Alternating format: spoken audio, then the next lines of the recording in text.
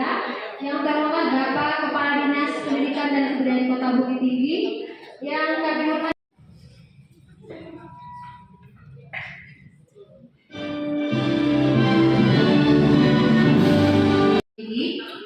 yang saya hormati narasumber kita yaitu Kak Bimo, dan yang saya hormati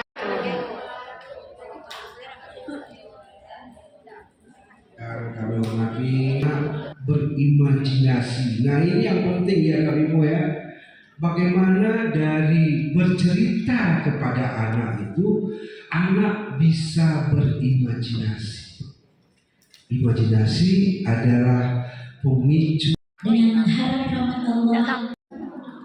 Daun salam, daun suci.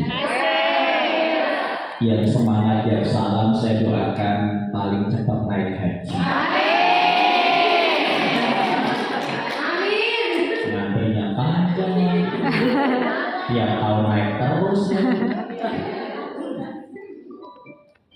Assalamualaikum warahmatullahi wabarakatuh. Waalaikumsalam warahmatullahi wabarakatuh. Dari wajahnya wajah-wajah penghuni surga. Dari semangat suaranya ini guru-guru teladan. Vibrasinya itu sampai di hati saya.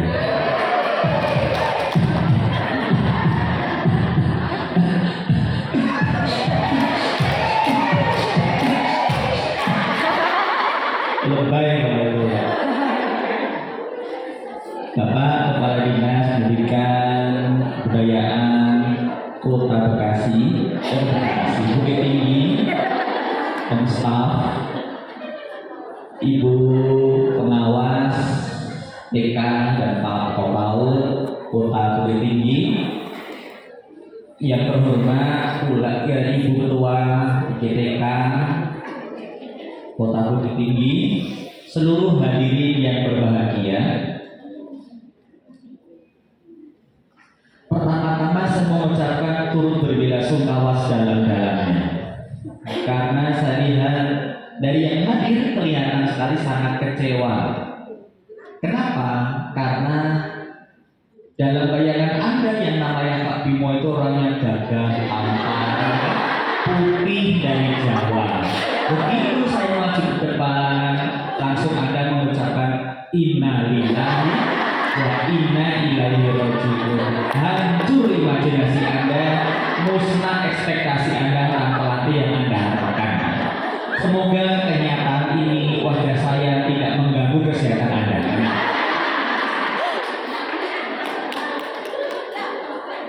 Dikiranya kayak artis, ternyata ompong ya.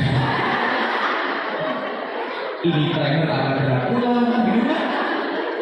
Mungkin karena di aplikasi game anak banyak model zombie ya, mungkin sesuaikan tren saja. Selanjutnya saya selalu memberikan apresiasi setinggi-tingginya, sedalam-dalamnya kepada teman-teman juru, kemudian dari pengurus yang akhirnya bisa mendatangkan saya sebagai seorang pria panggilan, dipanggil. Saya kemudian datang dengan suka hati menyusuli atau follow up dari pertemuan yang sudah lampau di CBI Yogyakarta. Ya. Saya harus hadir, takut menolak, takut kualat, sehingga dari Langsa kemudian naik bis sambung travel karena bis yang ke Bukit sudah habis, akhirnya lewat Pekanbaru. Dari Pekanbaru kemudian travel, alhamdulillah kemarin sore jam 7 malam maghrib sudah sampai tempat ini. Ini kali yang kelima mungkin saya Bukit Tinggi ya, untuk berbagai keperluan, kepentingan atau undangan ya. Selanjutnya hari ini saya tidak akan begitu banyak materi, hanya beberapa persen orientasi, mungkin sekitar 20% saja, lainnya banyak praktek ya. Halo? Masih hidup? Nah, saya ngomong gini ada yang Saya sadar wajah saya itu kalah menarik dibanding dus itu ya. Ya nggak apa-apa, silakan saja sambil menikmati ceramah saya. Saya nggak sakit hati, Anda sambil makan ya. Tapi asal jangan lupa syukuri, makan sambil berdoa. Doanya gimana Bu? Allahumma inni a'udzubika minal khubuthi wal khaba'ith. Betul apa salah? Itu kamar kecil. Terima kasih Mas, semoga amal sehat dan sukses semua tugasnya. Allah Oh pindah, ibu berpindah alam. Semoga aman. Silakan dulu di sana, semoga husnul khotimah ya Bu. Nyaman maksudnya, dan bukan berarti kematian.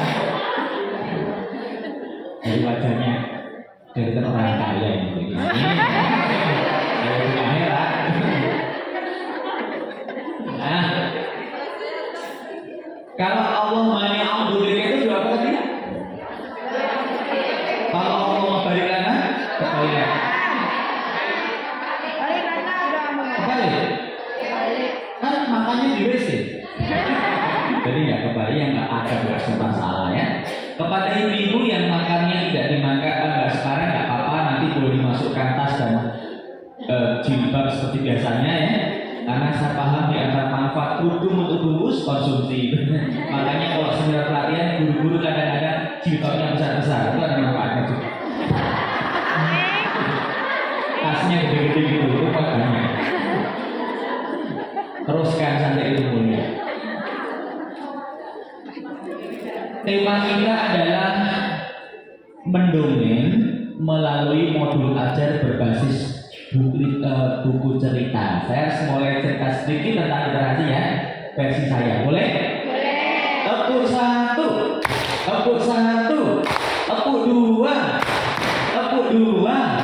Guru TK itu kalau saya nggak tepuk tangan nyanyi, sariawan kan? Tepuk satu, tepuk satu, tepuk dua, tepuk dua. Ganti, tepuk satu. Yes, ke atas ya. Tepuk satu. Yes. Keren. Tepuk satu. Yes. Tepuk dua. Yes, yes. Ke sana, bukan begini ya. Ke sana, bukan ke sana. Dan tangan itu begini, bukan begini. Kebanyakan sih. Tepuk satu. Yes. Tepuk dua. Yes, yes. Nanti lagi. Tepuk satu. Tepuk satu. Tepuk satu. Tepuk dua. Jadi ngokok dulu.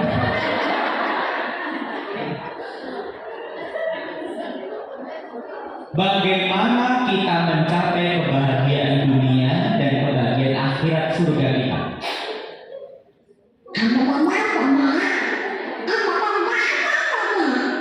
Ayo Gary, kita baca buku Hal Squidward. Yes, Bombo. Udah sampai mereka begini batang. Dua-dua sama banyak Squidward wajan Squidward. SpongeBob Squidward.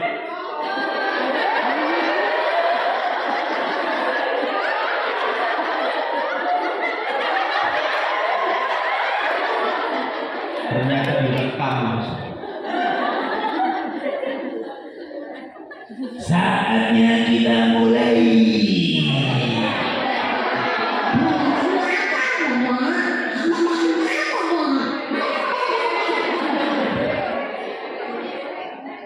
Ini makhluk Muhammad Rasulullah. Kok jadi mabuk ini? Nah, jadi bagaimana kita menggapai kesuksesan hidup ini? Ada satu etos yang penting, jiwa khas yang penting kita tanamkan kepada anak menjadi nilai dalam hidupnya. Apa itu? Halo? Ya.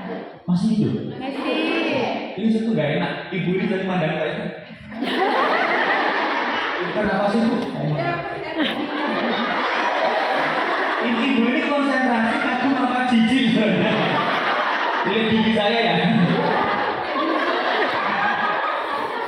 Innalillahi. Nah, bagaimana kita mencapai sukses itu?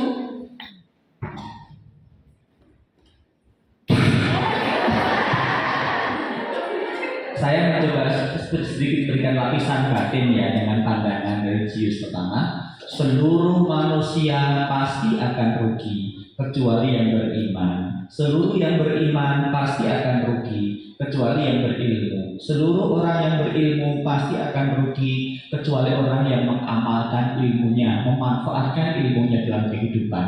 Seluruh orang yang beramal pasti akan rugi kecuali yang ikhlas. Ada 4 komitmen: keimanan, keilmuan, amal kebaikan, dan keikhlasan agar sambung dengan tujuan penciptaan dari Tuhan Yang Maha Esa. Soal keimanan, dengan segala hormat kita saling bertoleransi. Dipersilahkan dengan keimanan, kesadaran masing-masing. Tapi yang kedua adalah ilmu. Ya kan? Banyak baca buku, banyak tahu hidupnya maju. Kalau baca buku pintar, maka anak-anak atau kita akan mudah mencapai tujuan cita-cita yang kita inginkan. Tentu saja untuk kita mencari ilmu itu, mendapatkan ilmu itu, ada sebuah kemampuan penting, yaitu adalah kemampuan literasi numerasi. Tanpa literasi numerasi yang tinggi, tentu kita akan selalu menjadi orang yang tertinggal, kemudian jadi bodoh, kemudian jadi miskin, muter terus mata rantai lingkaran setan itu nggak akan dapat kita putus. Makanya kita sebagai guru, sebagai suluh penerang pada anak-anak di masa berikan peran sekolah TK ini, optimalkan pengenalan, bukan pengajaran ya, pengenalan untuk tulis, baca, dan angka, aksara dan angka kepada anak kita. Bagaimana caranya? Di antara yang cara sangat dianjurkan dan diidolakan adalah kemampuan bercerita atau mendongeng. Saya punya cerita unik ya. Kami mendirikan sebuah TK, namanya TKIT Salsabila di Jakarta. TK kami ada 9, SD kami ada 10, SMP-nya baru 1. Perguruan tingginya SMP 2, perguruan tingginya ada 1. Kalau di Jogja Salsabila itu dari yayasan kami ya. Alhamdulillah syukur.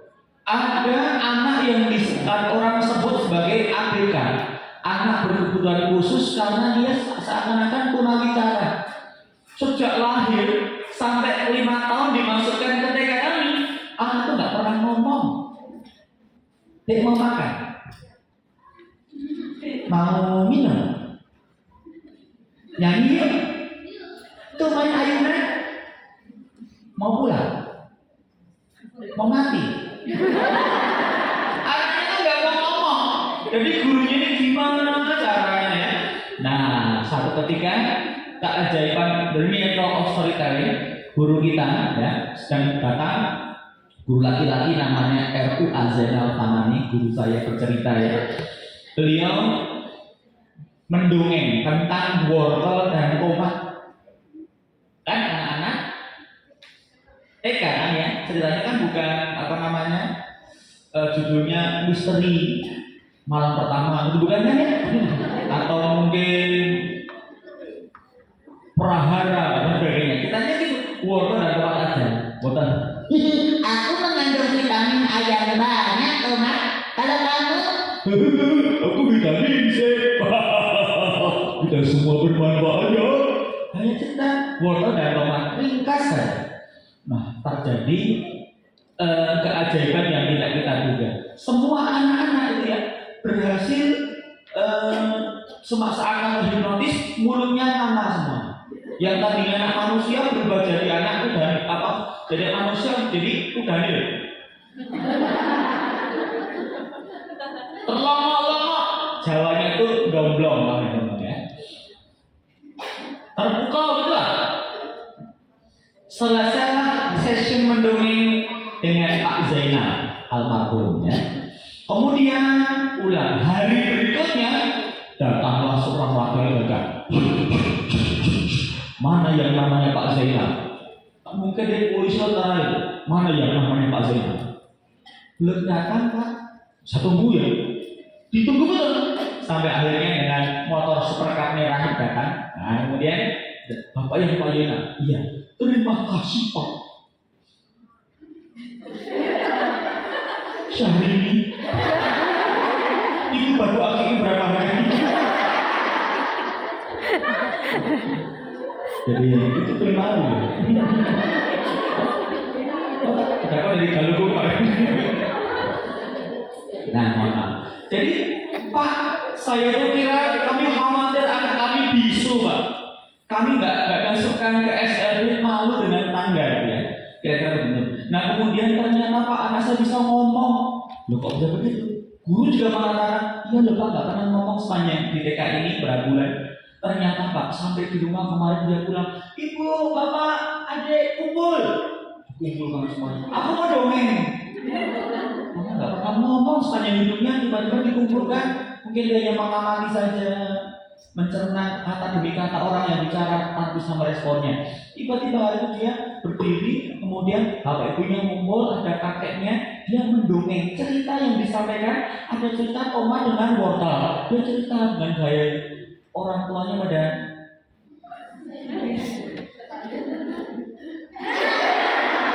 asin ya Pak.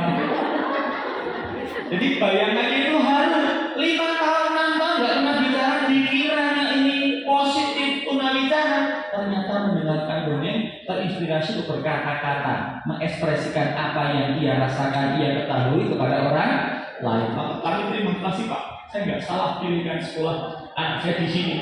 Kemudian kejadian luar biasa itu menjadi semacam bukti testimoni kita sendiri sebagai guru pelakunya, guru yang melihat ini yang mengalaminya. Oh ternyata benar ya, ada miracle, ada keajaiban pada story tadi. Selain mendapatkan ilmu, pengetahuan dan nilai tanpa merasa diceramai, ternyata bisa menjadi media terapi bagi anak-anak bermasalah. Nah dari ilmu itu apa sih?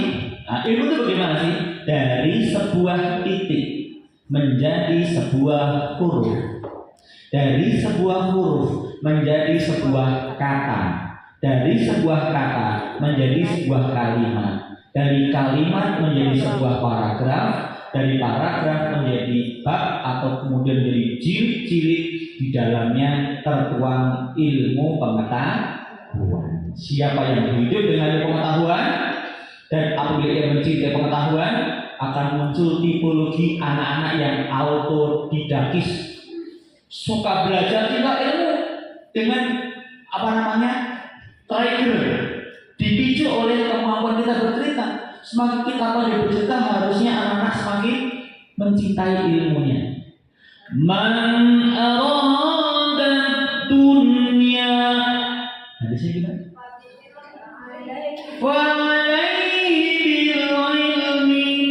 Siapa ingin kehidupan dunia sukses, maka dengan ilmu.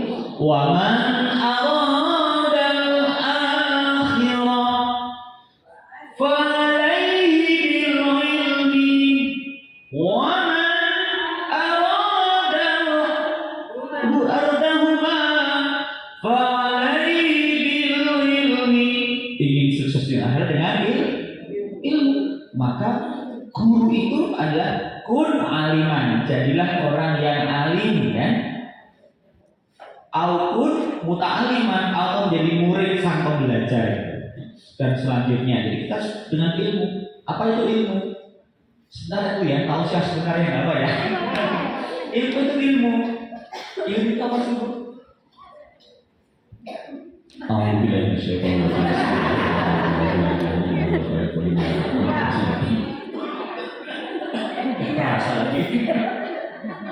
Ini bukan rukyah dulu. Sebenarnya dalam perspektif agama dulu, Islam dulu ya, sebagai tambahan ilmu saja. Ilmu itu adalah ain, lam, dan mim. Al-ilmu nurun, cahaya petunjuk maksudnya. Ain, lam, mim. Ya kan ilmu. Dalam kitab Bulughul Nasihin itu ain artinya aliyun, tempat yang tinggi. Orang yang berilmu akan diangkat derajatnya ke tempat yang tinggi. tinggi. Maksudnya apa? Ya fa'ila alladziina aamanu minkum walladziina utul ilma darajat. Dan penjelasan terbaik itu kalau Isra Mi'raj itu orang yang ilmunya agama kuat, ilmu sainsnya kuat, seperti 7 nabi di langit yang berlapis 7. Siapa aja? Langit 1 Nabi Adam, langit 2 Nabi Isa, langit 3 Nabi Yusuf, langit 4 Nabi Idris, langit 5 Nabi Harun, langit 6 Nabi Musa, yang tertinggi Nabi Ibrahim alaihissalam. Kita lihat hierarki ilmu di filsafat ilmu ya. Nabi Adam ahli apa? Nabi Adam itu ahli pengobatan jiwa, ahli menasehati orang, kesadaran tingkat tinggi. Dia itu penasehat. Sekarang ilmu jadi guru BP, jadi psikolog, motivator. Penting nggak berani dalam hidup masyarakat? Penting. Jadi motivator itu ilmu Nabi Adam alaihissalam.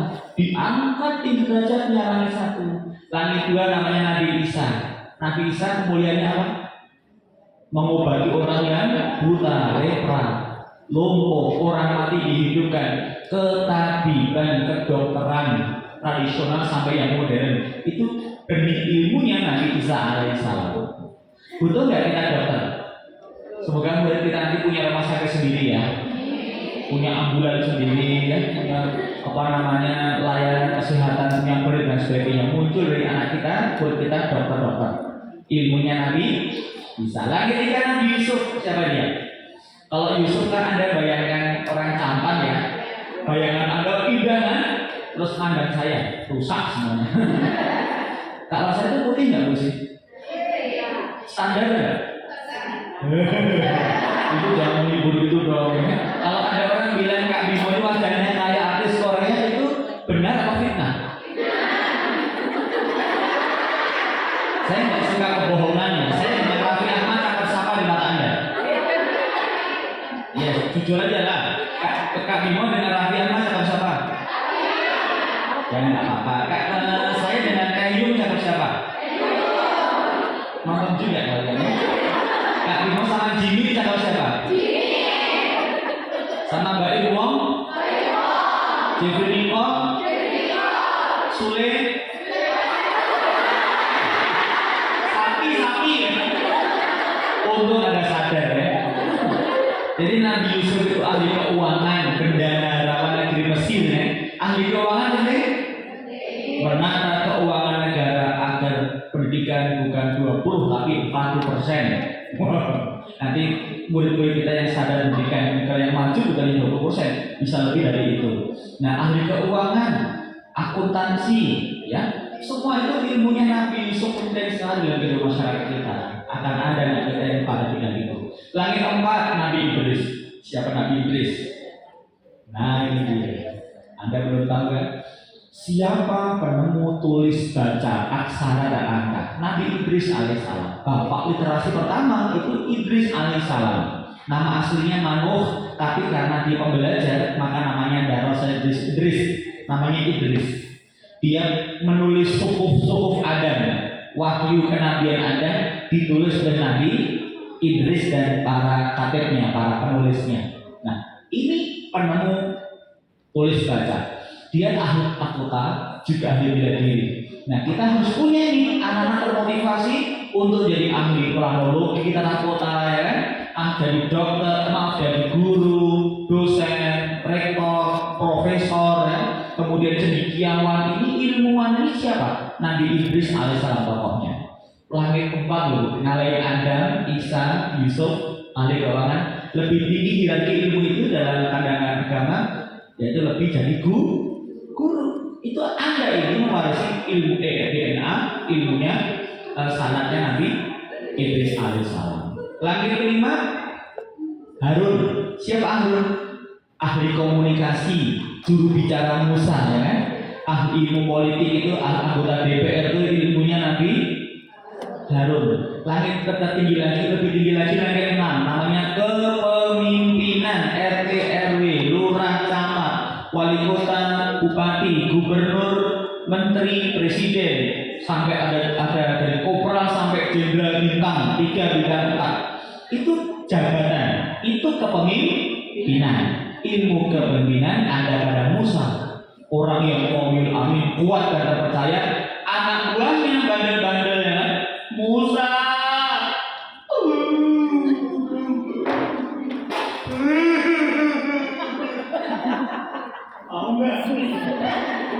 Di depan kita laut merah Musa, di belakang kita Firaun.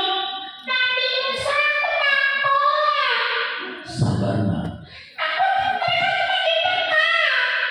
Firaun dengan jutaan prajuritnya mendekati laut merah.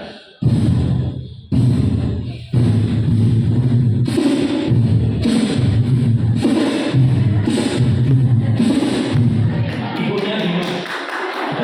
Mulutnya gimana sih? Sabar saya nanti ya. Fir'aun yang kasar perintahkan jenderal atau panglimanya menyeru, Panglima majulah, pimpin pasukan tumpas Musa. Panglimanya datang.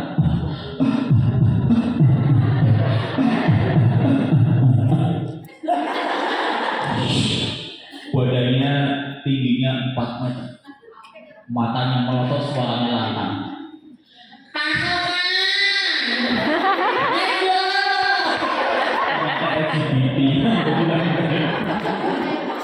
Nabi Musa ahli kepemimpinan, sebuah ilmu dan seni yang sangat rumit dalam kehidupan, tapi sangat penting banget kepemimpinan ya.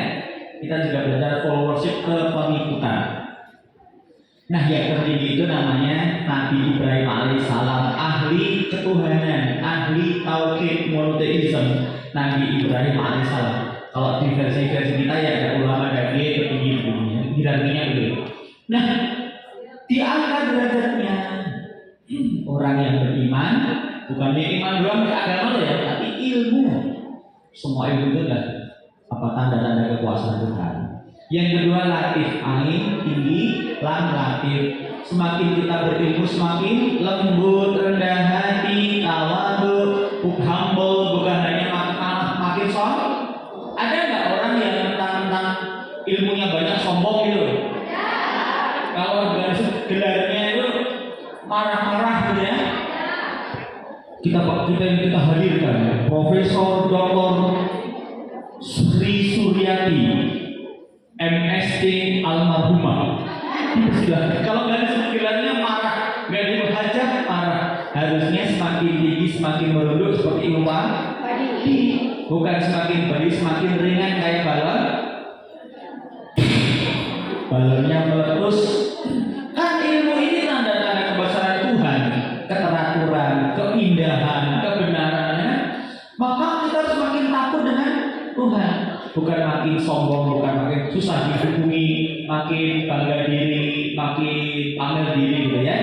Makin berilmu, makin kagum dengan Tuhan, nggak tersisa kekaguman pada diri sendiri. Yang terakhir M, mul. Mul kita punya kekuasaan. Allahumma malikal mulki tu'til mulka man tasha. Mul kekuasaan. Ditulis saja. Luar biasa. Kalau tulis pakai Latin ini, nanti kita selesai kumpulkan di pinggir saya nilai. Baru kita adakan pemeriksaan buku ya. Mul itu artinya kekuasaan. Orang yang berilmu akan diwarisi kekuasaan dari level rendah ke tinggi. Misalnya ibu sakit, dokternya, dokter, saya sakit dokter. Coba bu, ketik saya, dengarkan detak jantungnya. Ini sakit dangdut bu, ya, silakan tidur. Ya paling dokter kita sote ya.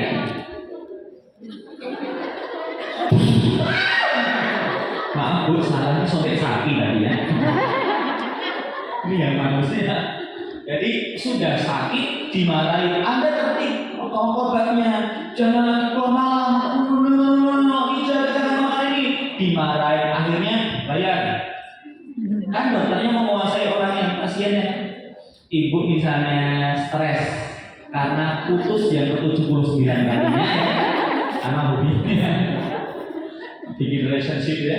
Kemudian Bapak, psikolog saya sakit. Psikolog itu hakikatnya menguasai pasiennya, kliennya, karena sakit dia tahu ilmunya kan, menguasai. Jangankan ibu naik emek ya, di tanjakan, apa namanya, kelok 9, bannya bocor.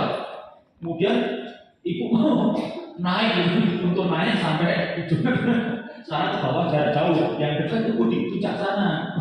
Ada nuntun emek sampai puncak ya, langsung merdekaannya asalnya itu jadi bilang kawan, Pak ini ya sudah diganti ya Bu ya sini, iya. Tukang tambal ban menguasai Anda, mengatur Anda karena tahu ilmu tambal.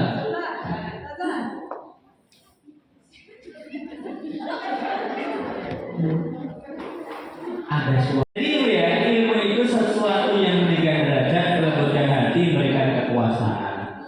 Ilmu tertulis dalam buku. Modul ajar bercerita ini, berbagi bercerita, intinya ada 4 langkah untuk mengajarkan ilmu dan kecintaan kepada ilmu bagi anak kita. Yang pertama adalah apresiasi, yang kedua referensi, yang ketiga presentasi, dan yang keempat rekomendasi. Apa Bu? 4 C. Pertama-tama kita apresiasi. Apa yang kita apresiasi? Anak-anak, ibu tadi menemukan buku yang bagus banget. Ceritanya mengagetkan, saking lucunya. Jadi Anda mengapresiasi setiap buku yang akan Anda sampaikan kepada anak-anak sebagai trigger penarik perhatian. Luar biasa. Semalam dulu membaca sebuah buku cerita loh, sampai ketawa-ketawa sendiri. Mau tahu gak isinya? Ya kan? Nah, baru yang kemudian apa namanya? Referensi. Buku itu adalah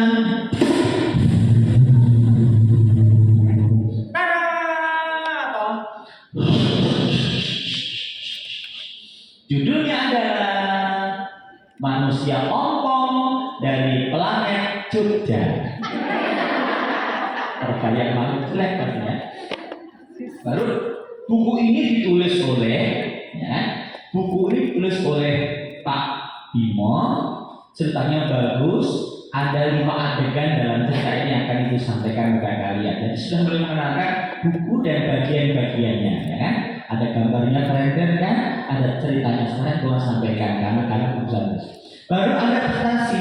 Presentasi itu dimulai dengan cara membuka yang menarik, kemudian membacakan cerita, ekspresi, emosi, kemudian endingnya adalah rekomendasi. Rekomendasi apa?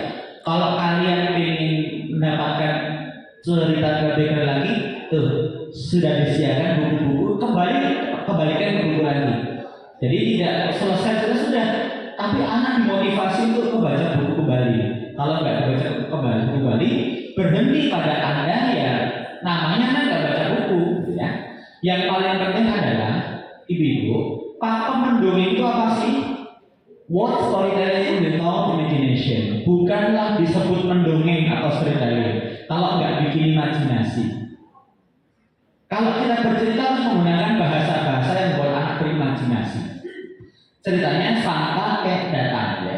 Memang kelemahan buku itu adalah kalau gambar anak nggak berimajinasi kan. Sang kakek datang membawa seekor domba. Suara bisa masuk. Tapi kan sang kakek datang anak membawa domba. Nah, maka kita rinci nih. Bajunya putih, sarungnya putih, umurnya 100 tahun. Ada tambahan-tambahan yang mensangatkan, mendramatisir tokoh yang kita sampaikan. Nih, lihat anak-anak di sebuah pantai kan. Pagi itu di pantai yang sangat indah. Udaranya sejuk, rincian tadi ya, udaranya sejuk, angin semilir, daun kelapa melambai-lambai ditiup angin. Semua orang gembira pada pagi itu. Ada tambahan-tambahan yang merupakan kata-kata untuk membangun imajinasi anak. Nah, dalam konsep untuk anak TK, tentu saja ceritanya membacakan cerita itu disajikan secara suara keras. Nanti akan saya bantu bagaimana cara memiliki suara yang indah, merdu, keras, apalagi bisa berubah gitu ya. Mau nggak kalau Anda pulang pelajari nanti, Anda paling tidak bisa merubah suara 20 suara, itu mau? Mau ya? Terus nanti kalau ada ulang tahun, ada acara ini, Anda diundang sebagai pencerita itu mau? Mau ya?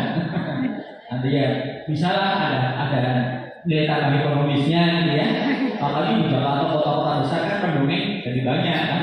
Nah, lumayan juga penghasilannya ya. Sehari di Jogja itu ada seorang kakak murid saya, pencerita yang paling kondang, perempuan 1, laki-laki 1.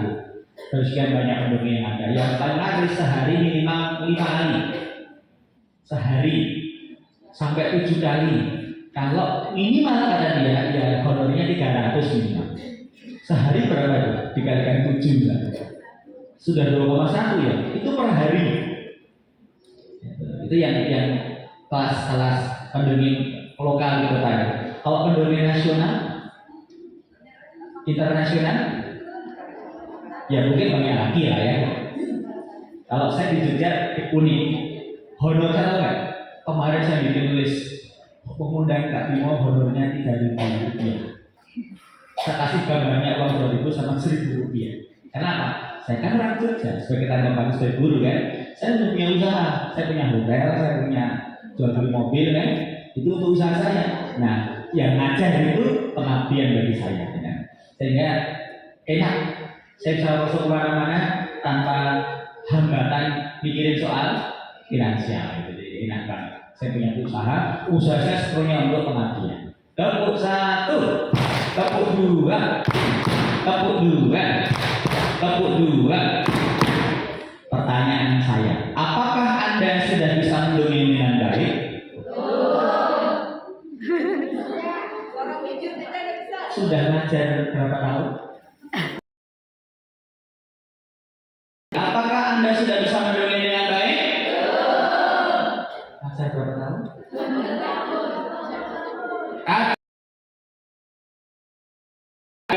Pas pelatihan mengatakan seorang guru yang tidak bisa mendongeng ibarat orang yang sebuah seni mengajar yang sangat penting, mendasar ya. Bayangkan hidup nggak pernah mulut seorang guru yang tidak bisa mendongeng ibarat orang hidup tanpa kepala. Celakanya kalau Anda guru punya suami nggak bisa mendongeng, berarti Anda punya suami tanpa. Ini hakikatnya aja, lahirnya enggak. Artinya begitu pentingnya bercerita supaya kalian mendongeng untuk pengaruh jiwa anak-anak. Nah, jangan berhenti pada bukunya, tapi berhenti baca, mencintai ilmu, lebih memperbanyak pengetahuannya. Nah, ini yang aku sampaikan. Jawaban Anda mengatakan belum bisa mendongeng dengan baik. Jawaban Anda pasti akan tidak pede ya kan? Nah, memang itu jawaban Anda tidak pede. Dan ternyata sebagai meneliti, mengamati, observasi, ya, survei, ternyata guru-guru itu dalam hal mendongeng ada 2 hambatan. Apa hambatan pertama? Hambatan teknis. Bagaimana cara buka, cara menutup, mengubah suara, ya, retorikanya. Itu teknis. Tetapi 80% ternyata bukan hambatan teknis itu.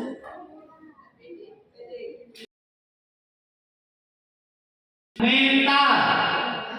Kalau Anda mengatakan belum bisa mendongeng dengan baik, memang Anda termasuk orang yang mengalami hambatan. Berarti miring. Jiwanya miring, mungkin otaknya miring. Makanya hal-hal yang pertama harus kita lakukan adalah bagaimana kita bisa pede untuk menyampaikan cerita. Pasti akan menarik antusias, betul nggak? Kalau Anda tampil nggak antusias,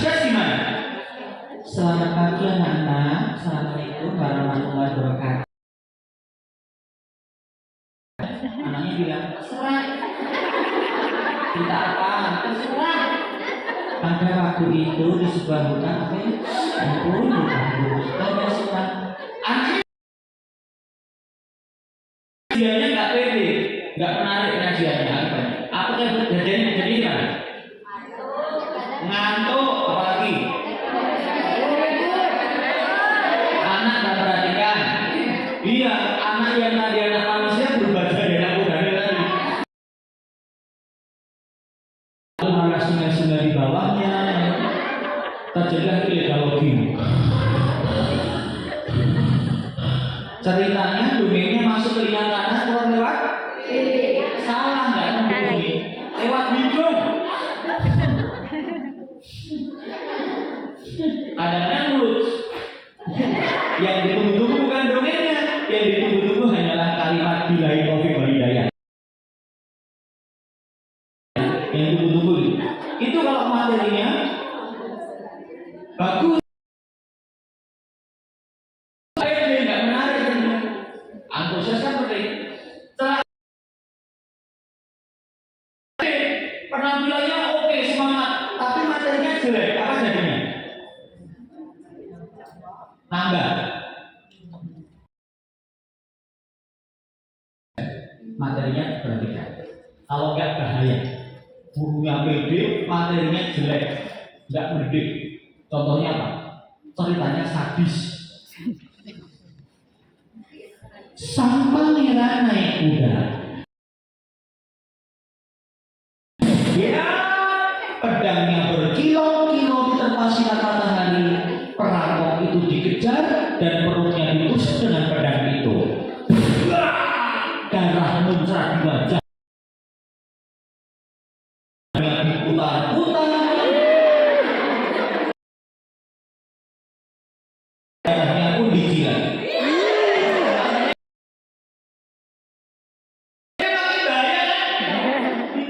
Dipotong 7 bagian. Bu guru sudah. Ibu guru apa istri Sumanto? Ternyata guru tadi ngajar di mana? TKIT Al-Mutilasi. PT nggak penting, tapi kan bahaya kalau cerita. Dari turun dari kayangan menuju pelangi. Mereka manis buat lagi anak-anak. Ayo kakak, kita main di sini. Mereka lepaskan seluruh bajunya, tak ada selai benang pun di badan-badannya. Anak kan bayangkan. Pelan-pelan, Joko taruh. Ia perhatikan ujung kakinya, lalu betis, lutut, ubun-ubun, ada kutunya.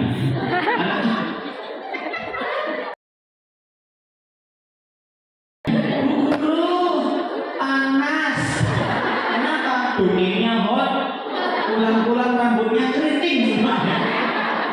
Itu nggak bertanggung jawab ya. Materinya bagus, jelek, penyajian makin bagus makin baik.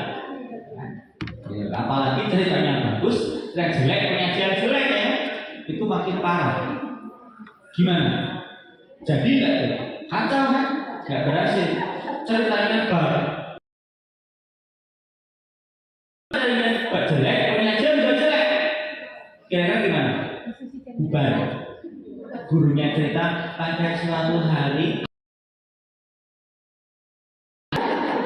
ada yang sa'i, lewat jumroh, Isra Mi'raj, naik bambu ya. Ngapain pindah-pindah nak? Hijrah.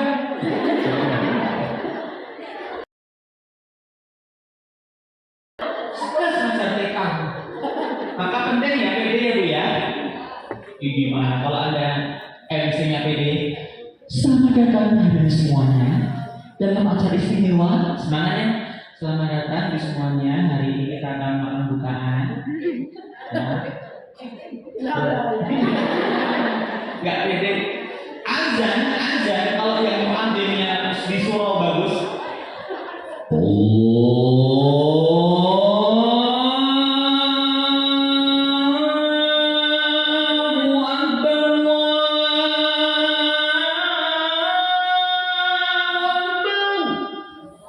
Yang datang banyak kan? Ya. Tapi yang ada beda.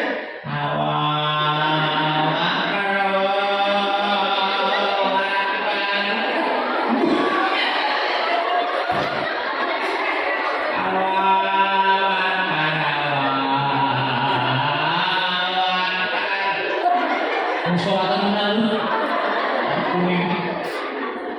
Yang dengar langsung ke keliru. Asal murah mati. Suaranya serak-serak basah ini. Kenapa ketahu? Mirip suami ya? Mirip suami gitu. Ya, oke. Kita perlu berlatih ya. Sudah, intinya cerita apa saja kalau penyajian kita antusias nanti akan jadi bagus penampilan. Intinya gini, dengan kemampuan retorika yang baik, pola vokal, gerak yang menarik, cerita yang biasa saja merasakan istimewa di tangan kita. Anak-anak kan, Bu Guru bagus banget ceritanya, besok lagi Bu Guru. Semua guru yang pandai bercerita dongeng jadi guru idola. Betul apa salah? Kalau guru yang tidak pandai bercerita itu guru jadi langkung. Datang tidak diundang, pulang nggak di. Nah ini kalau gurunya pakai apa namanya, pakai cerita, anak datang itu nggak nunggu tuh.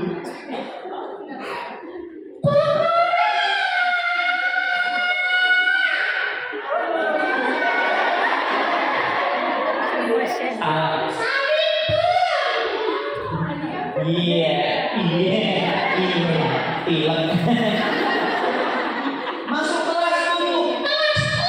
Jadi rebutan. Tapi kalau guru nggak pandai bercerita, kurang komunikatif, ya datang dibiarin aja ya. Datang dibiarin aja, masuk kelas dicuekin anak-anak. Emang enak ya. Kalau gurunya berprestasi kan ya saya tahu. Masya Allah, di gurunya berprestasi. Ibu akan saya berikan rumah dinas, motor dinas, suami dinas. Oh nggak boleh kan? Nggak boleh ya. Intinya ada apresiasi dari anak-anak ya. Anak yang nggak akrab dari akrab. Bu guru bajuku baru. Bu guru sepatuku baru. Bu guru bapakku baru. Gurunya marah, bagi dong. Kelompok 1, letakkan buku dan bolpoin. Letakkan bolpoin. Ya. Semuanya silakan berdiri. Langsung latihan menghilangkan grogi. Cara menghilangkan grogi paling baik adalah dengan cara semakin banyak jam terbang. Aduh betul. Semakin banyak jam terbang, makin terbiasa, makin tidak grogi. Apa yang menjadi tugas Anda? Saya akan berikan waktu 1 menit, just menit. Anda saya minta untuk bercerita dengan gaya Anda masing-masing. Ya, 1 menit aja, dan jangan berhenti sebelum 1 menit. Saya akan langsung melihat siapa bagaimana bercerita. Modal Anda ketika mendongeng secara serentak. Gak usah lihat di kanannya, cerita aja. Assalamualaikum, atau langsung pada suatu hari di sebuah sekolah, di sebuah lembah, di sebuah kapel atau semacamnya, Anda langsung cerita. 1 menit ya.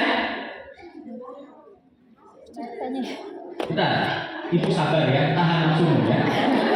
Saya akan berikan aba-aba.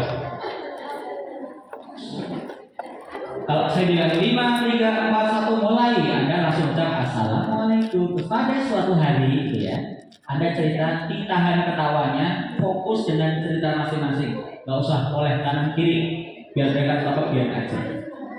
Dan jangan berhenti sebelum 1. Awas kalau yang berhenti ya. Akan saya datangi, saya berikan azab sama pedih. Cuma malaikat lah. Ibu mau dongeng apa? Favoritnya? Oke, binatang ya. Bintang apa? Iya. Bintang apa? Si monyet. Wajahnya dulu si monyet. Gak usah si wajahnya. Itu saya. Ibu cerita apa ibu? Belum tahu. Tokohnya saya belum tahu. Kan judulnya itu. Oh belum. Oh masih dipikir ya, selamat berpikir. Ibu buat dongeng apa? Tentang bunga. Hah? Tentang bunga. Tentang bunga. Baik. Ibu cerita apa? Kura-kura. Ibu? Oh ya sapi. Mirip. Sapi juga. Baik. Ternyata ada yang lewat di hari kurban kemarin. Lewat dari tasrik, jadi agak aman. Kita mulai satu mulai. Assalamualaikum warahmatullahi wabarakatuh. 5, 4, 3, 2, 1, mulai.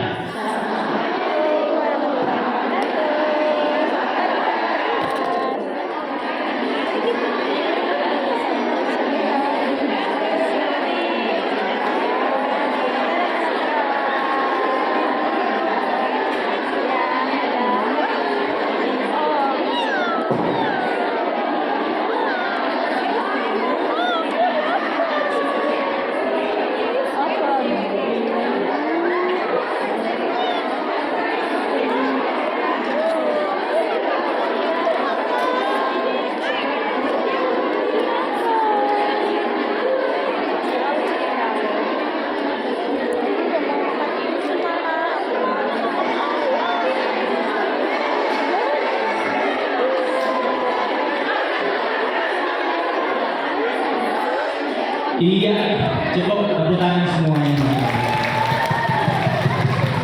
Silakan kembali duduk ke tempat semula dan jangan ganggu yang masih hidup.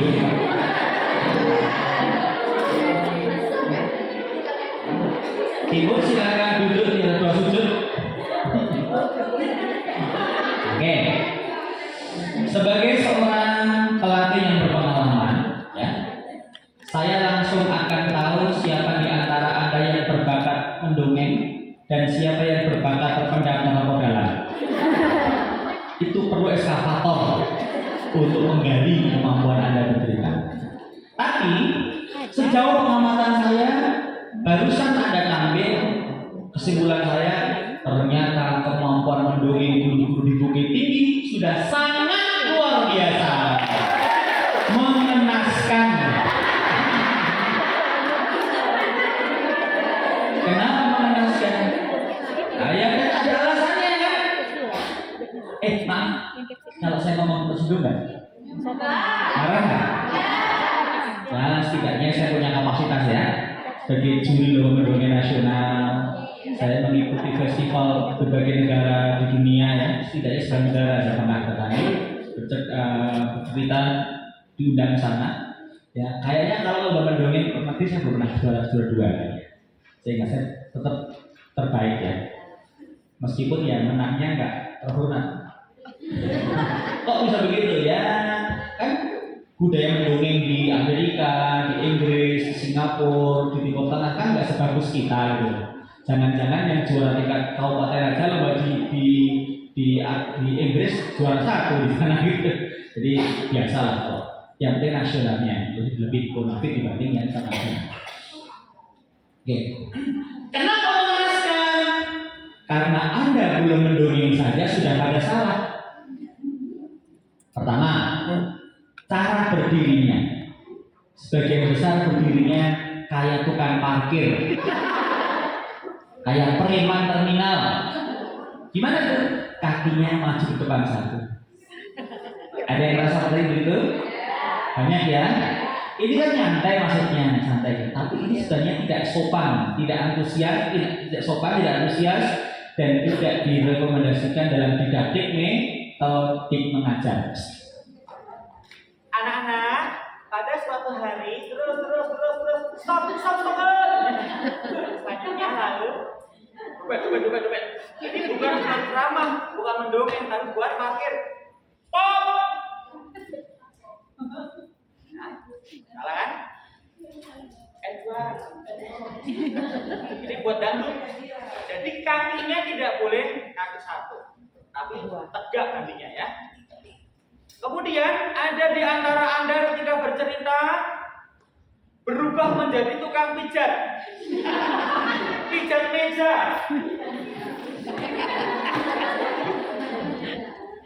Selamat pagi anak-anak. Ada suatu hari ada seorang anak. Tandanya begini ada. Saya juaranya bisa loh, kamu tahu ya. Lalu ini hari ini porsi mejanya beruntung sekali. Jarang loh ada pelatihan pijitin meja. Baru hari ini ada. Wah. Ada yang bercerita dengan gaya orang lupa ingatan. Kebanyakan duduk bagian belakang. Assalamualaikum warahmatullahi wabarakatuh. Setelah itu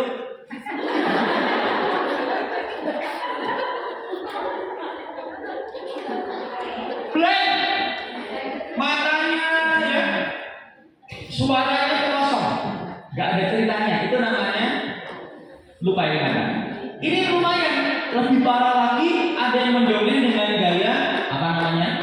Dengan gaya orang stres. Assalamualaikum warahmatullahi wabarakatuh.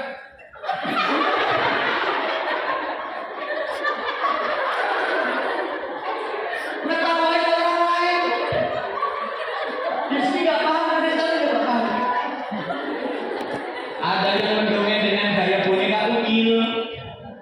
Tangannya begini, ngilu. Tangannya di sini. Yang benar kan lebar tangannya kan? Ini di sini. Bahkan ada yang menggunakan gaya menggali harta karun. Suatu hari di sebuah kota, tampak mereka berjalan-jalan mencari kayu bakar. Lalu gini terus sampai selesai. Di mana harta karunnya? Di sini.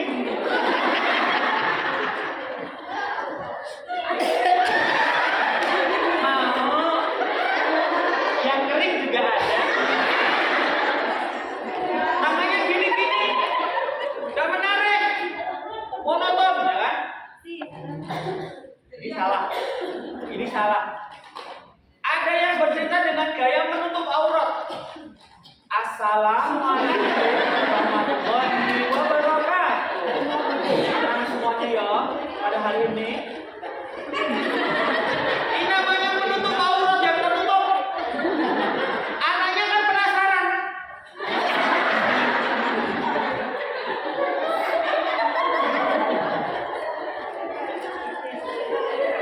Ini lumayan, yang paling celaka itu kalau tampil seksual. Gimana? Tangan di belakang ibu-ibu. Anak-anak pada suatu hari sebuah sekolah tampak sebagian anak-anak datang terlambat. Ternyata mereka di mana seksualnya? Anda menonjolkan sesuatu yang pada dasar sudah aku sendiri.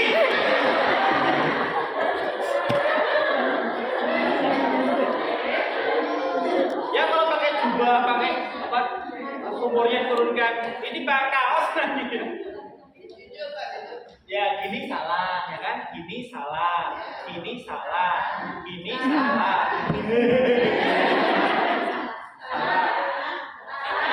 Salah semuanya kan?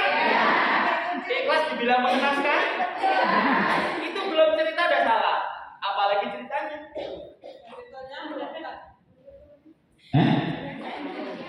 Betulnya di mana itu? Sabar, jaga nafsu.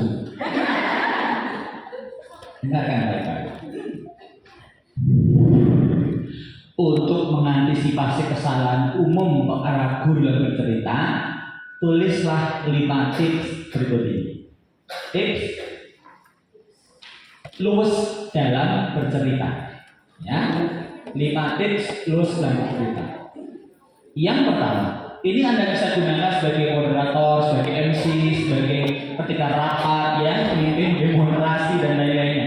5 tips ini luwes untuk memperbaiki retorika Anda, cara pidato Anda, cara menyampaikan materi Anda. 1. Berdirilah di atas 2 kaki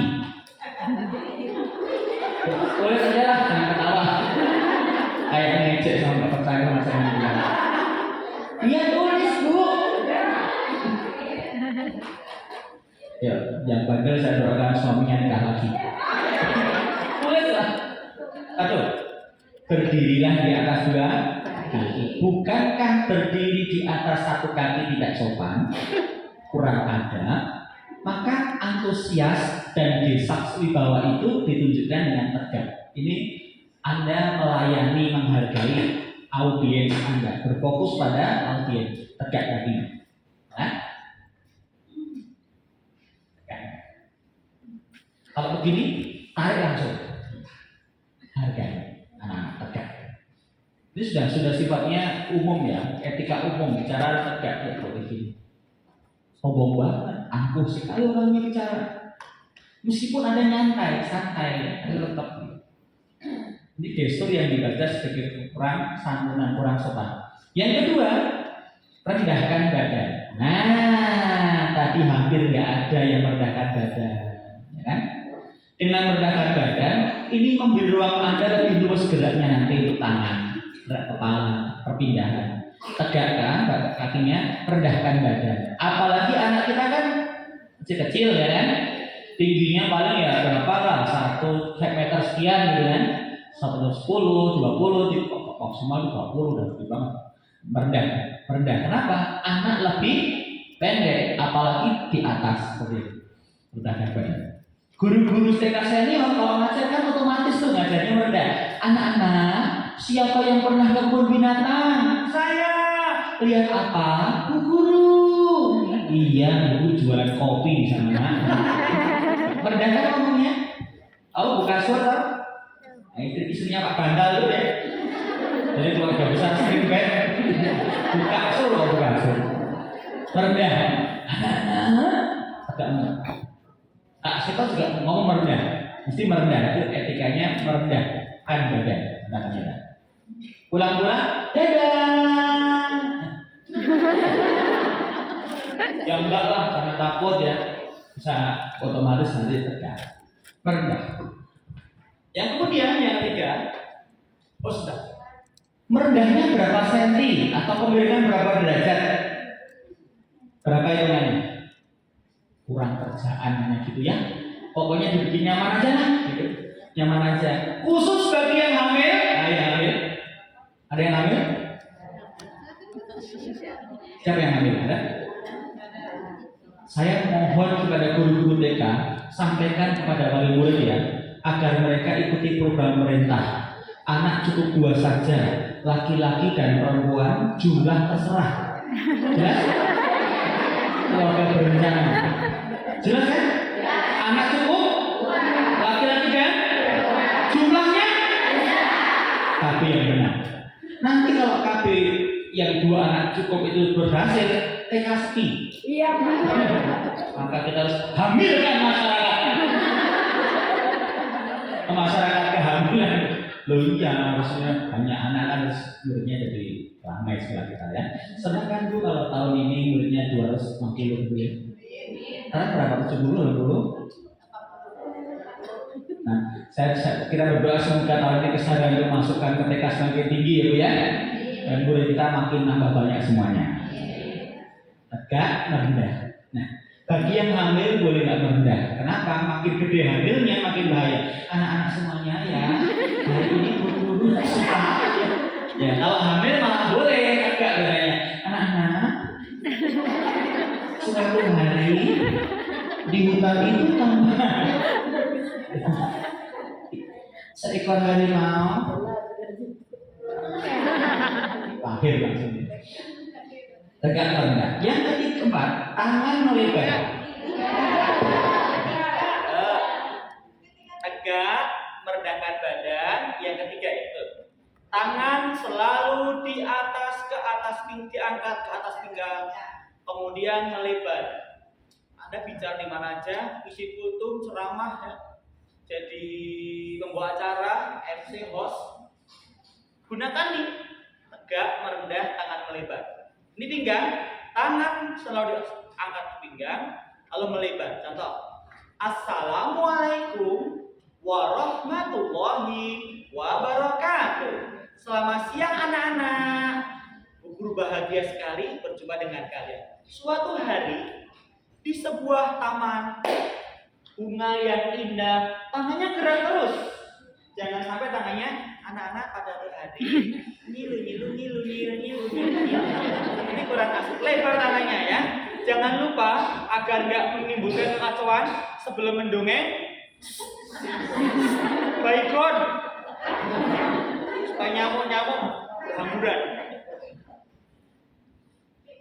Assalamualaikum warahmatullahi wabarakatuh. Bagus sih, secara gestur salah. Assalamualaikum, kum kan kalian, kamu. Warahmatullah, Tuhan Maha Esa, wabarakatuh. Disebarluaskan. Atau assalamualaikum, kum kok di sana kalian. Warahmatullah malah kiri lagi. Wabarakatuh, ambil sendiri. Itu enggak, sebenarnya gesturnya salah. Tapi yang untuk estetika aja enggak puas ya. Kan pembedanya indah aja.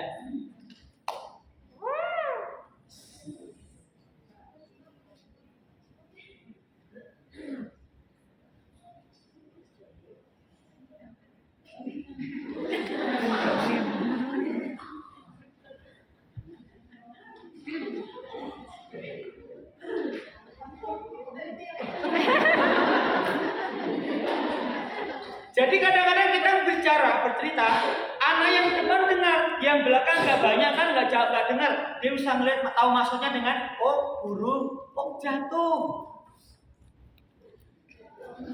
Jadi dengan gerakan kita yang di belakang bisa menikmati, meskipun suara kita terus tidak mereka dengar dengan sempurna. Tegak, merendah, tangan melebar, ya kan?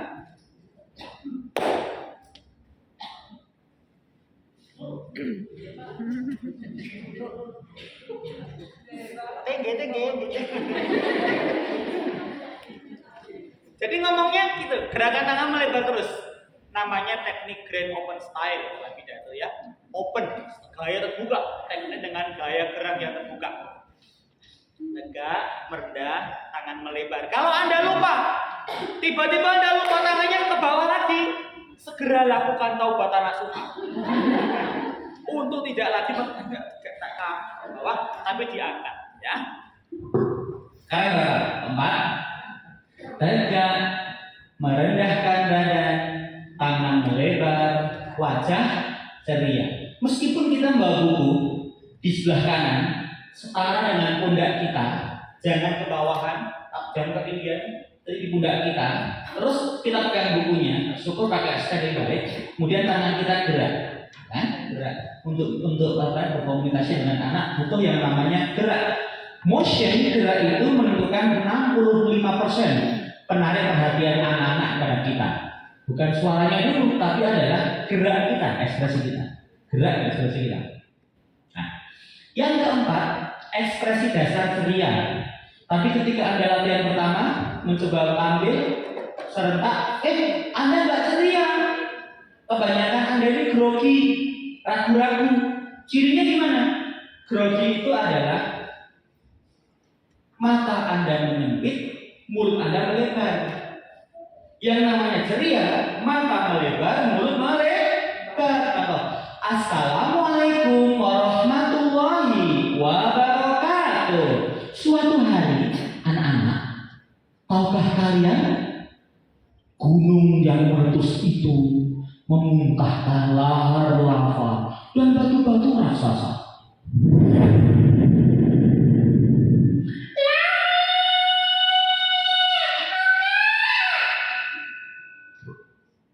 Kalau anak-anak, gunung yang meletus itu memuntahkan lahar, lava dan batu-batu yang sangat besar. Ini grogi, mata Anda menyempit.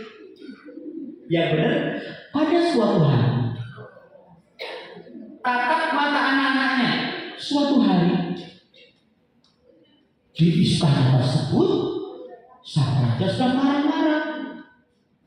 Meskipun kalau sama anak-anak Anda boleh tatap matanya, tapi kalau orang dewasa Anda jangan tatap matanya. Ibu, saya pandang ibu yang tatap dahinya. View of business dahi, bukan mata. Kenapa? Kalau saya pandang matanya bahaya. Kalau dia nggak suka dengan saya, Terima kasih. ada apa yang salah nih, ya kan? Tapi kalau saya pandang dia suka dengan saya, pada suatu hari bisa nggak pulang saya ke Jogja ya? maklum lemah iman. jadi tatap dahinya saja, meskipun kayaknya perasaan dipandang matanya. Tanpa lebar matanya, lebar mulutnya. Kalau sempit matanya, lebar mulutnya, kayak ngomong silakan bu, ya, silakan mas tadi mau dimakan. Gak apa-apa kok, gak apa-apa sih ada. Ini grogi. MC mengatakan, baiklah hari sekalian, acara hari ini grogi. Hari ini adalah hari yang istimewa dengan kehadiran Bapak Kepala Dinas yang besar hati kita semuanya. Bukan begitu Ibu? Alhamdulillah. Jadi matanya benar. Nah, kalau matanya sempit, lebar, grogi. Kebalikannya, kalau matanya lebar, mulut sempit, namanya apa? Marah. Anak-anak, semuanya harus diam. Sudah 5 hari buku nggak makan orang. Siapa yang usil, awas ya. Rumah sakit, kuburan, Sumanto. Diam. Itu mata lebar, mulut nyempit marah. Nah kalau mata sempit, mulut sempit namanya apa? Allahumma. Nah. Itu inalahirojiun. Jadi kalau bicara ibu-ibu, mungkin aksen saya agak berbeda ya. Mau belajarkan Jawa apa namanya totok gitu. Jadi tentu bisa diadaptasikan dengan cerdas Anda sendiri. Namanya sebenarnya antusias itu dengan. Nah berikutnya yang kelima, berpindah tempat langkah. Ketika kita bicara punya space panggung atau space ruang yang luas, maka untuk menarik perhatian itu kita bisa menggunakan gerak motion kita menjadi daya dukung untuk penyajian yang prima. Gerak anak-anak kan banyak gerak ya Bu ya. Sehat nggak? Sehat. Anak banyak gerak tanda cerdas. Kata Nabi Qurra waktu suri jadi kubrihi, banyaknya aktif bermain waktu kecil tanda cerdas di waktu menambah cerdas di waktu dewasa. Dalam ilmu linguistik program neuroscience, gerak anak-anak itu menstimulasi perkembangan jumlah sel saraf dan otot-otot sambungan. Muscle-nya itu namanya akson, ada myelin melapisinya, makin kencang makin kuat. Itu untuk anak yang banyak gerak. Tapi kalau kita bercerita atraktif, maka anak-anak akan menghentikan geraknya karena ada faktor lain eksternal yang aktif sehingga dia mengikuti gerakan yang di luar dirinya. Gunya beda. Cara yang paling mudah 4 langkah. Anak-anak, ketika para malaikat turun ke bumi 3 ke 4, ternyata Nabi Muhammad sedang bersedih. 4. Ngomong lagi, pindah lagi. 1, 2, 3, 4. Berhenti, bicara lagi, makan lagi. Jilbabnya bagus. Kecil sudah ikut pelatihan, gedenya jadi rektor nih. 1, 2, 3, 4. Ngomong lagi, gerak lagi. Angkat lagi 1, 2, 3, 4. Ngomong lagi, anak kan jadi tap. 4 langkah ya. Kalau cuma 2 langkah, tap. Nah, ngomong lagi 1, 2, 3, 4. Ciluban. Nani lu. 1, 2, 3, 4. Snacknya habis. Alhamdulillah. Nah, jadi mana Bu? Nah, TK Lahap ya. 1, 2, 3, 4. Bicara lagi, ngomong lagi. 1, 2, 3, 4. Khusus untuk mundur, upayakan tidak membelakangi penonton. Itu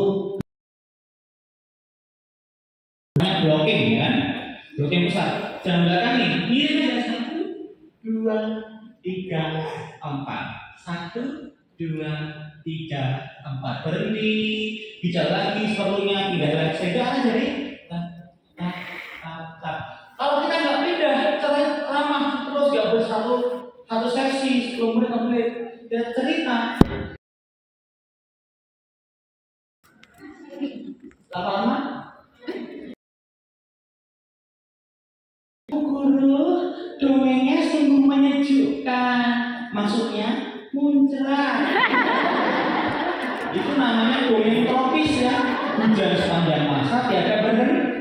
Pulang-pulang wajahnya subur, tumbuh semak-semak, lumut-lumut. Kenapa? Gurunya sering mendung?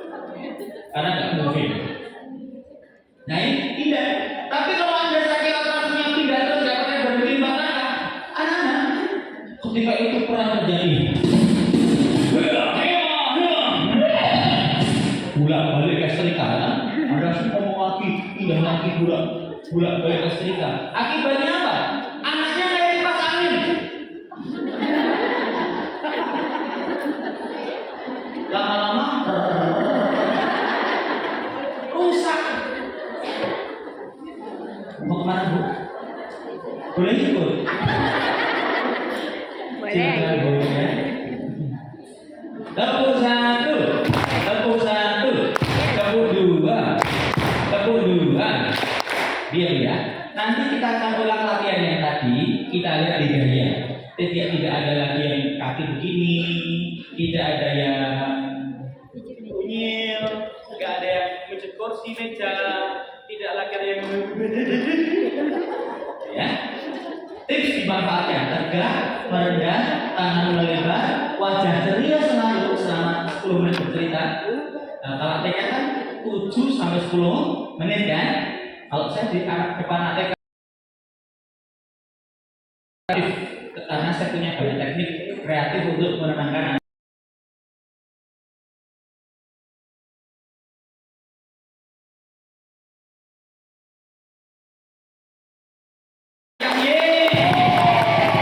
Lebih semangat lagi. Paling semangat. Assalamualaikum. Pindahnya nggak usah ya, bukan karena nggak usah pindah. Kurangi pindahnya. 5, 4, 3, 2, 1, action. Assalamualaikum warahmatullahi wabarakatuh. Pada suatu hari terus kan?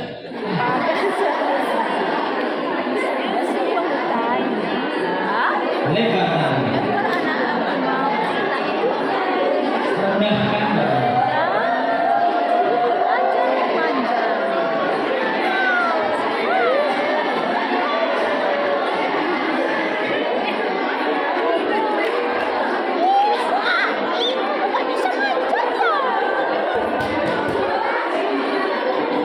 Lebih lebar tangannya.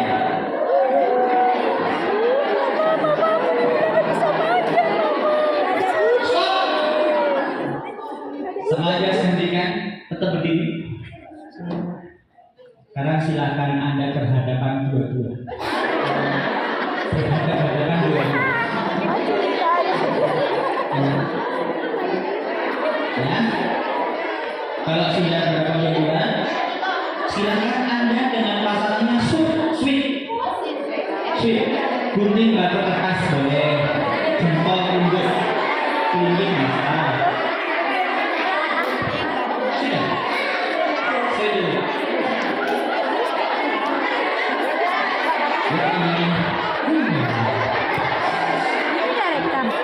Sudah. Kalian menang, Anda mendongeng duluan. Yang kalah Anda jadi penonton. Tapi bersama-sama berdiri. Kalau ibu kurang dengan silang belakangnya nggak boleh. Oke, ya. Caranya bagaimana? Caranya adalah yang menang mendongeng selama 1 menit di depan kawannya. Kawannya sang penonton jadi pendengar kritis, evaluatif. Kalau dia kurang, kakinya kurang tegak, kakinya yang benar. Lebarkan tangannya. Matamu lebih benar. Dimarah-marah sama cerita ya. Paham ya? Oke, simulasinya begitu. Silakan yang mendongeng jabat tangan penontonnya. Jabat tangan penontonnya. Sambil tirukan suara saya. Hai sobat, lihatlah aku akan mendongeng khusus untukmu. Engkau boleh boleh memarahiku jika aku tampil jelek.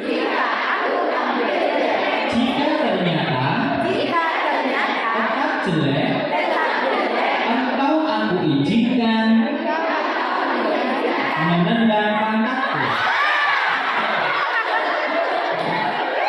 Oke ya, konsekuen.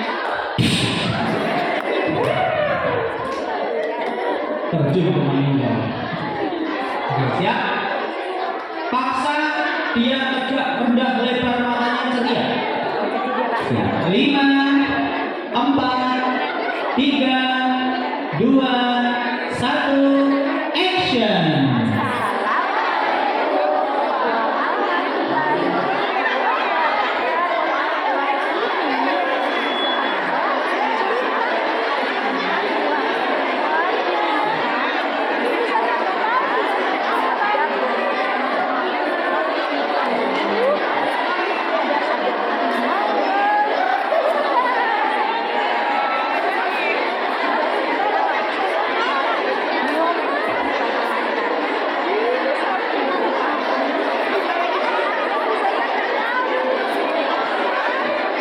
Iya, cukup.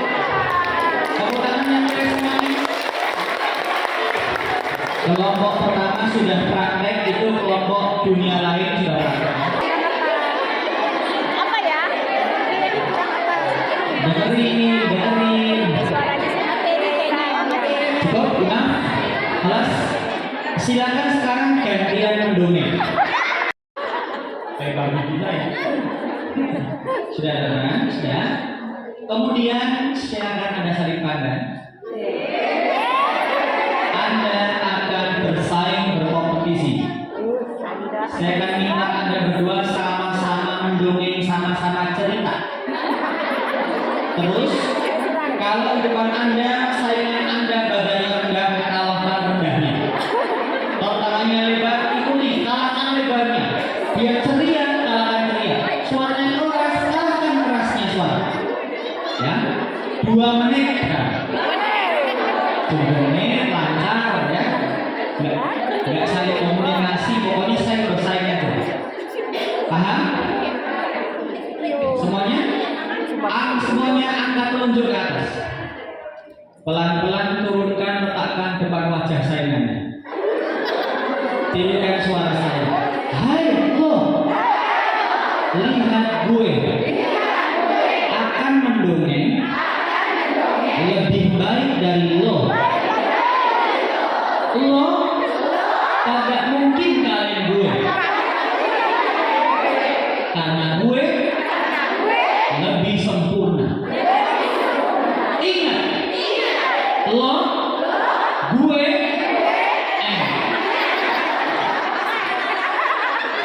jangan mau kalah saingan ya. Paham? Nah, siap ya? 5, 4, 2 menit. 3, 2, 1, action. Lebih lebar, lebih rendah, lebih rendah.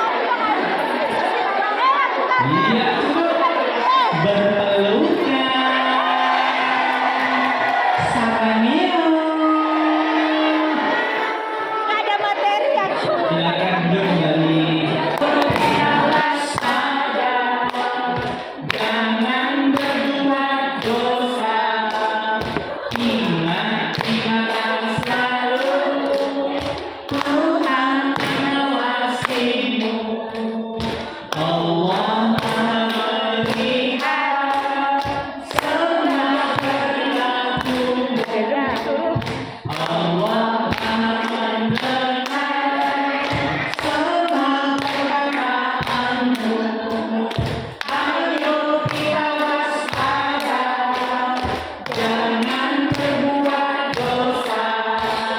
Ingat selalu Allah mengawasimu. Hadap-hadapan teman-teman. Ini ikut dengan sini ya. Yang tiga. Nah, ikut dengan sini. Ke pasangan. Pak Bimo yang nyanyi, Ibu yang gerak tangannya. Nanti apa saya cepat, saya lambatkan. Tempo koordinasi antara pendengaran dengan gerak tangan. Sudah? Awas ya, nanti pakai cepat. 2, 3. Allah Maha melihat semua perilakumu. Allah Maha mendengar semua perkataanmu. Ayo kita waspada, jangan berbuat dosa. Ingatlah selalu Allah mengawasimu. Cepat dong. Allah Maha melihat semua perilakumu. Allah Maha mendengar semua perkataanmu. Ayo kita waspada, jangan berbuat dosa. Ingatlah selalu Allah mengawasimu.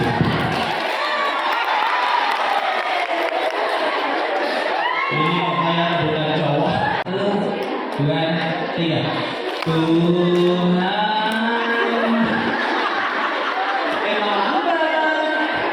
Henry satu dari ya. Tuhan melihat semua perilakumu.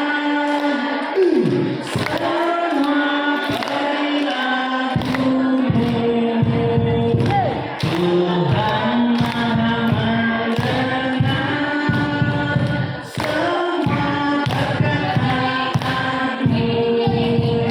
Ayo kita waspada, jangan berbuat dosa. Ingatlah selalu Allah mengasihimu. Jangan saya anak dan zona penguasaan penyajian infrastruktur kita ya, mengajar kita pandang matanya ada punya wibawa, masih ada tertib. Kita masuk ke pola vokal, kreativitas bersuara.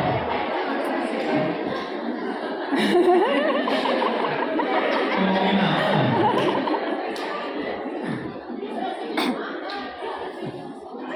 Ada yang kadang aneh-aneh.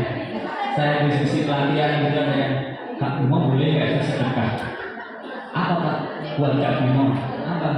Saya bikinkan gigi. Bener dibikinkan. Ketua IGTK Tanjung Kalimantan Selatan itu laki-laki, Pak Aceh. Dia lebih gigi langsung aku. Waduh Pak, nggak bisa.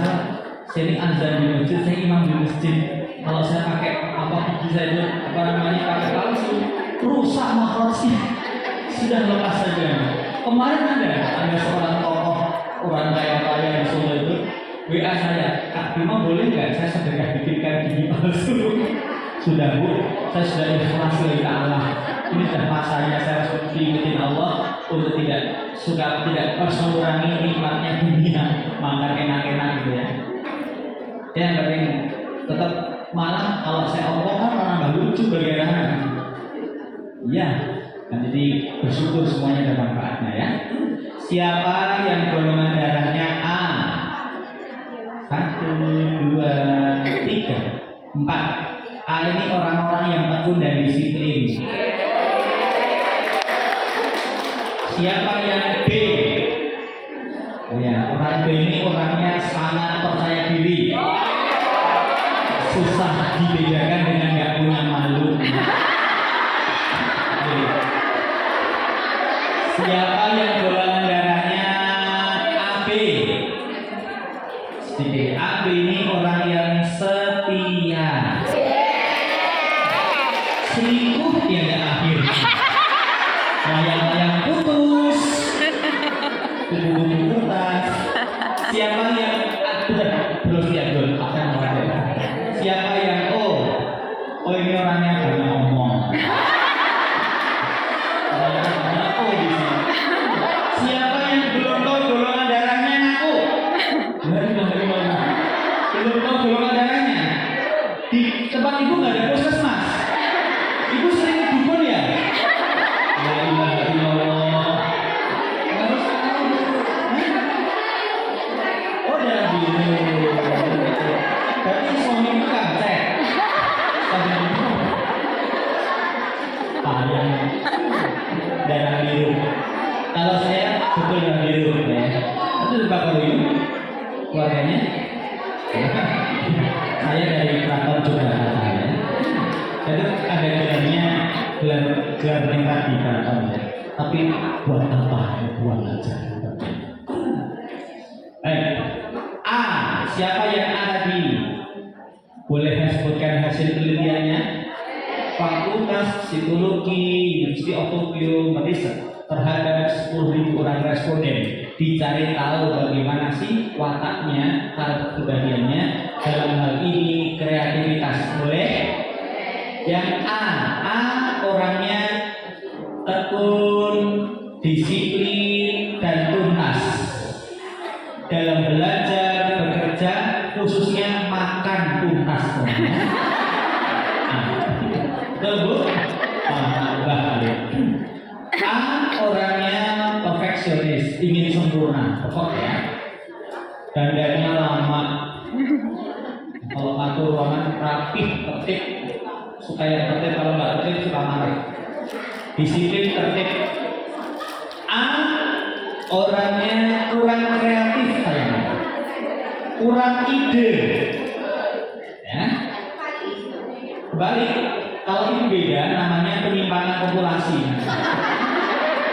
Anda pribadi menyimpang. Nah, A orangnya ini hemat. Saking hematnya, kurang disukai kawan-kawan maupun anaknya. Alias A orangnya cocok jadi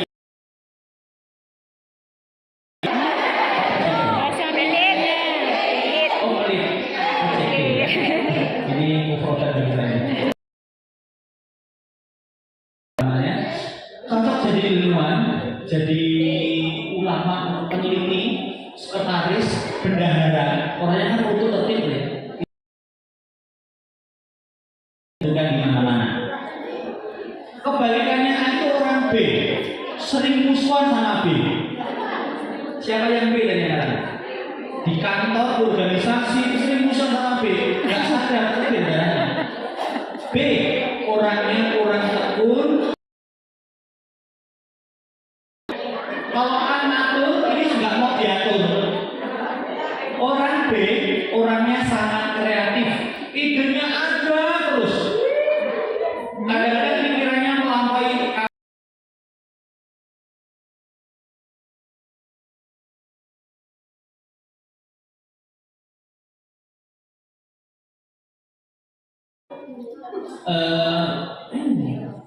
B ini pandai motivasi, super suka bergaul, pandai bergaul, suka menggauli siapa saja.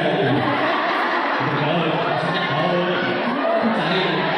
B cocok jadi motivator, jadi pengusaha, jadi pedagang, provokator, anggota dewan, demonstran. Ini tukang protes. Kalau nggak protes dia nggak mudah ditaklukkan. Sebenarnya setuju sih, tapi bikin aneh dulu berarti. Jadi sulit dulu. AB, siapa yang AB? AB itu antara A dan B. Orangnya angin-anginan. Jadi kamu tuh nggak jelas orangnya. Paham kamu? Maka saya bulan-bulan nggak jelas, susah bikin keputusannya. AB itu antara A dan B. Kadang semangat, kadang lemah, kadang semangat, tiba-tiba molor, kadang ada ide. AB itu kelebihannya apa? Orangnya setia. Setia kawan, setia organisasi, setia perusahaan, setia keluarga pada pasangannya itu A, B itu orangnya setia. Dan dia bisa bekerja di apa saja karena dia orangnya pandai beradaptasi. Kan bilang ini.